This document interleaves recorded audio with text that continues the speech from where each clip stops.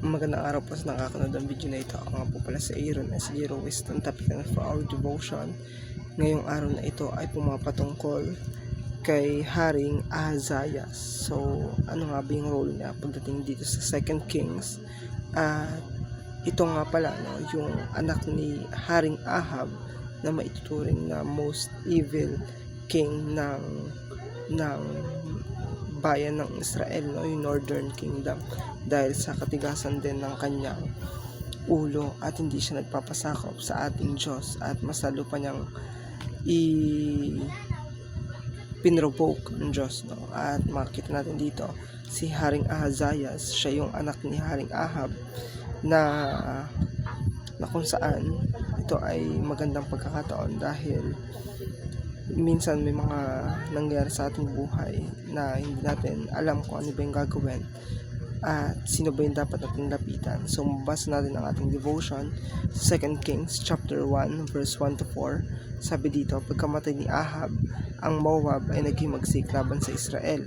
Si Ahazayas ay nahulog sa sala-sala ng kanyang silid sa itaas ng Samaria at nagkasakit, kaya siya'y nagpadala ng mga sugo at sinabi sa kanila, humayo kayo, sumangguni kayo kay Baal-zebub na Diyos ng Ekron, kung ako'y gagaling sa sakit na ito.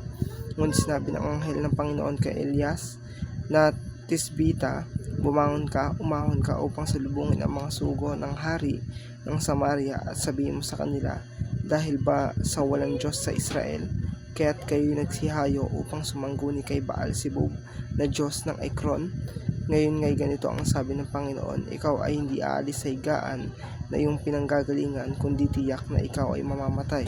Kaya't si Elias ay pumaroon. So dito ay sinasabi rin ng ating teaching na ang crisis ay may iba't ibang level dito.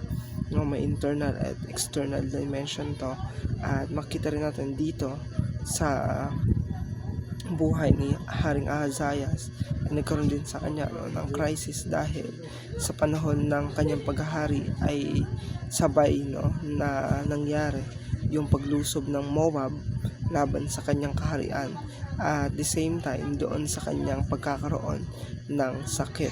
So ito ay yung crisis na to ay may internal at external dimension din, at mapapansin natin dito sa devotion natin na si Haring Ahazayas, at kung minsan tayo bilang mga tao ay turn tayo between sa ating Diyos at sa iba pang mga alternatives. So dito ay pinili niya na sumangguni kay Baal-zebub na hari ng Ekron, yung god of the flies.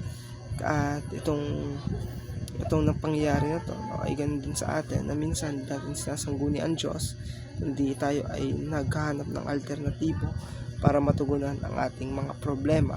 So sa teaching number 3 natin, itong pagkakataon na ito ay ganun din ang sinasabi ng ating Diyos kapag tayo sumasangguni sa iba or naghahanap outside doon sa ating Diyos. Kaya ang sabi dito na dahil ba sa walang Diyos sa Israel, so nangahulugan dito na ang ating Diyos, siya ay mapanibughuin Diyos, at siya rin ay maituturing na very protective talaga pagdating sa pagkakakilanlan ng kanyang bayan sa kanya.